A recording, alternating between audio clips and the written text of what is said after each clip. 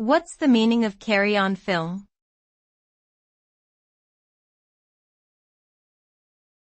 Carry-on film.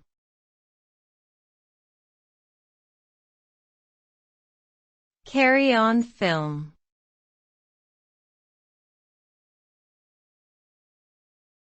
Carry-on film.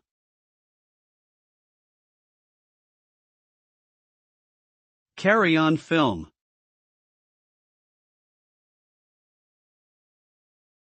The Carry-on Film series is a collection of British comedy films that were produced between 1958 and 1992.